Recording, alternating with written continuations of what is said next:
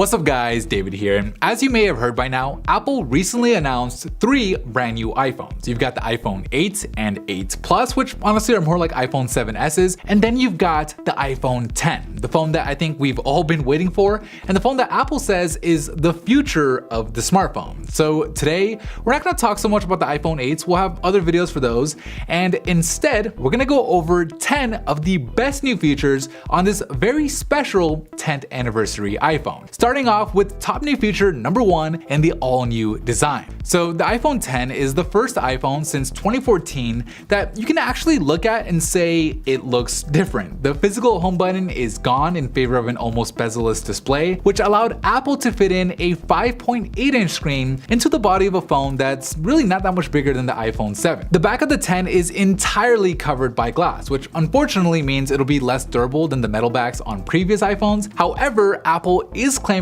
that this new glass is the strongest glass to ever be used in a smartphone. Like, I don't know if that means it'll be strong enough to survive a straight drop onto concrete. So thumbs up if you guys are excited to see that phone booth style drop test. Now, at least initially, the iPhone 10 will only come in 2 colors, in either space gray or in silver. But the good news is, not that the 2 color options are bad news, Apple is using the same black bezels on the front of the phone regardless of which color choice you make. So you won't have to worry about those hideous sensors on a white phone. And to complete the higher end look, Apple is using a stainless steel band that seamlessly meets the glass on the front and the back, which overall gives the iPhone 10 a pretty clean look, at least to me. Let me know what you guys think about it down below in the comments. Now, the physical design of the phone isn't the only thing that's changed, with the way you interact with the phone having been redesigned as well. Thanks to the removal of the home button, to go home from an app or a setting, you now use a swipe up gesture from the bottom of the screen. Of course, since swiping up used to be how you access Control Center, that gesture has now changed to a swipe down from the top right of the screen, with the gesture for notifications moving to a swipe down from the top left of the screen. If you're wondering about Siri, you get to that now by holding the side button on the phone, which on the iPhone 10 is actually bigger than it's been on any other iPhone. And screenshots are taken using that side button in conjunction with a volume key. But unfortunately, at least from what I can tell, it looks like certain features like reachability didn't get a replacement gesture and likely won't be supported on the iPhone 10, which is a shame considering how much taller the new display is. But you know, overall, while this new interface will definitely take some time to get used to, I mean, there's a lot of muscle memory that you have to rewire. On the whole, I don't think it'll be all that big of a deal,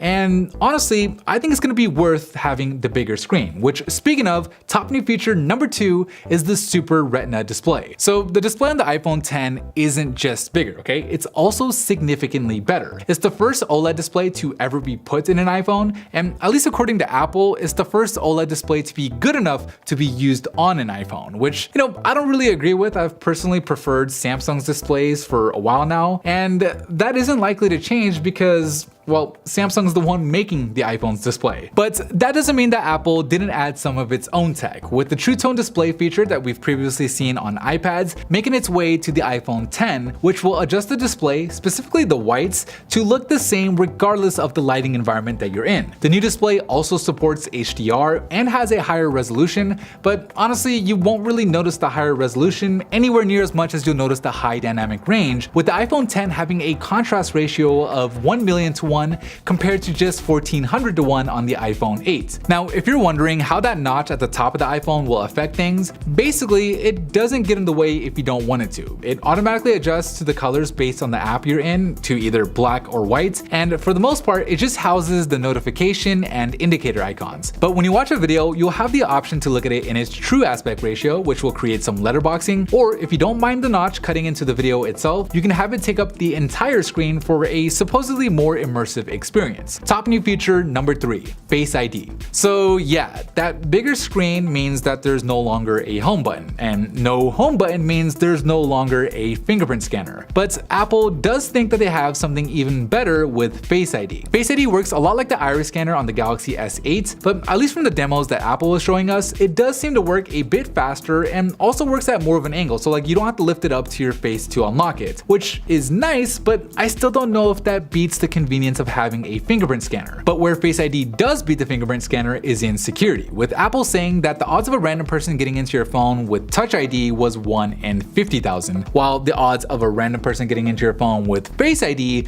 is 1 in a million. Now, you may be thinking like, wait, isn't Face Unlock less secure and isn't it easier to trick? And yes, it is, but this isn't the Face Unlock that you're used to. The iPhone X uses a bunch of advanced sensors that are located in that top notch to make sure it's your face it's seeing before it authenticates. There's a dot projector that projects over 30,000 invisible dots to map your face. There's an infrared camera, there's a flood illuminator, and the phone's smart enough to make sure that you're paying attention to it with your eyes open, so that way someone can't just grab your phone and unlock it by holding it up to your face while you're sleeping. This attention awareness also allows for things like showing you notifications on the lock screen. It can prevent the screen from turning off while you're reading something, and it can even lower the ring volume when you're getting a call when you just look at it. But I think the coolest thing about Face ID is it actually adapts to you over time with machine learning. So if you wear glasses, if you cut your hair, if you grow a beard, or even if you gain or lose weight, Face ID will still work and it'll automatically adjust with you over time, which is pretty damn amazing. Top new feature number 4, improved cameras. Okay, so on the subject of Face ID, we've got to talk about the feature that makes it all possible in the iPhone X's true depth camera. You see, all those sensors in that top notch do more than just authenticate your face. They open the door for a bunch of new features like portrait mode that we saw last year on the iPhone 7 Plus, but this time for selfies. Apple also introduced new studio lighting effects that allow you to get more professional looking photos, and there's now a new feature Apple is calling Animojis, which are basically animated emojis that mimic your facial expressions in real time.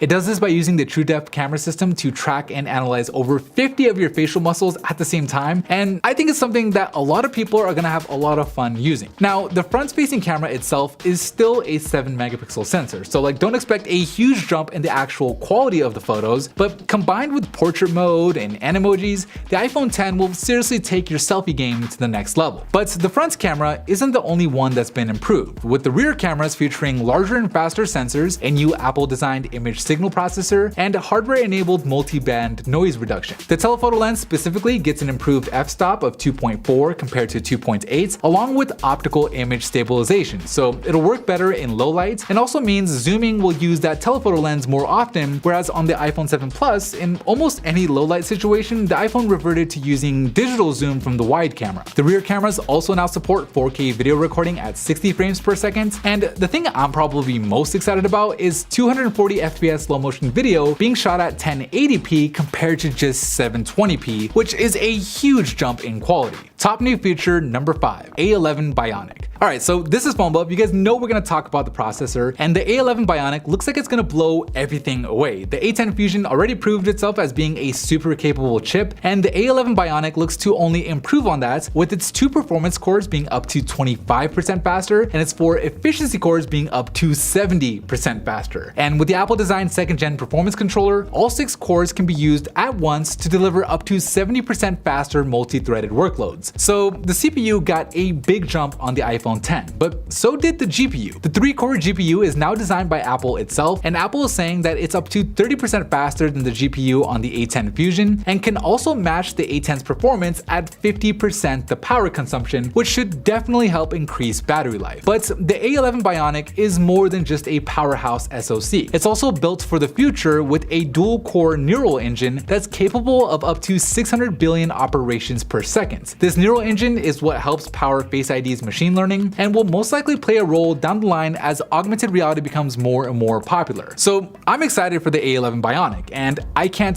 wait to see it in action in a Phone Buff style speed test. Who's with me? Top new feature number 6, improved battery. So the iPhone X has a bigger screen, a better camera, and a more powerful processor, and it's all built into a device that's barely bigger than the iPhone 7. So naturally, you'd expect battery life to take a hit. But Apple is claiming that the iPhone X will actually last 2 hours longer than the iPhone 7. How exactly Apple is getting this extra battery life still remains unclear. Like, the first guess you can make is the improved power efficiency from the A11 Bionic, but based off of Apple's own numbers, the iPhone 8, which also uses the A11, only matches the iPhone 7's battery life. So most likely, the iPhone X has a larger battery inside, and probably also benefits from that OLED display. Whatever it is, I'm just happy to see it on the iPhone X, and it's actually pretty close to what you could expect out of the iPhone 8 Plus. Top new feature number 7, wireless charging. Last year, when Apple announced that they were removing the headphone jack, their reasoning was that wireless is the future. And this year, they're backing it up, finally adding wireless charging to the iPhone. So you can charge it up by simply setting it down on a wireless charging pad. And the best part is, Apple is actually using the OpenQi standard instead of some proprietary technology like they normally do, which, is a bit surprising coming from Apple, but it's really good for consumers, as any Qi certified charging pad will work on the iPhone 10, meaning like all those little charging pads that you see at your coffee shop will finally be able to charge up your iPhone. Apple also announced a new charging pad coming out later next year with a technology they're calling AirPower, which will allow you to charge multiple devices on a single charging pad at the same time, which does look pretty convenient. Top new feature number 8. Fast charging. So Apple didn't really spend any time talking about this at their keynotes, but the iPhone 10 supports fast charging, which is something that Android users have enjoyed for years. With fast charging, you can get up to a 50% charge in as little as 30 minutes. So if you forget to charge your phone overnight, you can just fast charge it, and by the time you're out of the shower, you'll have enough juice to last you throughout the day. But the bad news is, unlike most Android manufacturers, Apple isn't including the fast charging adapter in the box. You have to buy the brick along with the Lightning to USB cable separately, which will set you back at least $75. So while it's definitely an awesome feature, it kind of sucks that Apple wouldn't include it in a box for a phone that cost over $1,000. But hey, if you want it, it's available, and I'm probably gonna end up buying it even though I won't be happy about it. Top new feature number 9. Bluetooth 5.0. The iPhone 10 supports Bluetooth 5.0, which will take your Bluetooth experience to the next level. Not only does Bluetooth 5.0 offer twice the speed of Bluetooth 4.2, it offers 4 times the range. So previously, the range where a Bluetooth accessory would work was somewhere around 30 feet. With the iPhone 10, that range jumps up to around 120 feet. So if you've ever experienced your Bluetooth speaker cutting out when you get too far away from it, well, that's gonna happen a lot less often with the iPhone 10. And finally, top new feature number 10. Better speakers. So the iPhone 7 and 7 Plus already have some of the best speakers that you can get on a smartphone. They're not as good as the one on the HTC U11, but they're pretty damn good considering that they're loud and that one of them is front facing. Well, on the iPhone 10, the dual speakers are even louder, 25% louder to be exact, and what's even better is the speakers should also have a boost in quality, with Apple saying that they'll provide more bass. On the iPhone 8 and 8 Plus, this is kind of somewhat expected, but on the iPhone 10 with its nearly bezel-less display, it's actually pretty impressive that Apple was able to pull it off, and it makes that somewhat odd looking notch at the top of the phone kind of feel worth it. But what do you guys think? Are you impressed with the iPhone 10? Is it the phone for you, or will you go with the iPhone 8 or maybe something else? Let me know down below in the comments. Anyways, that is it for me in this video. Thank you guys for watching, and as always, I'll see you in the very next episode.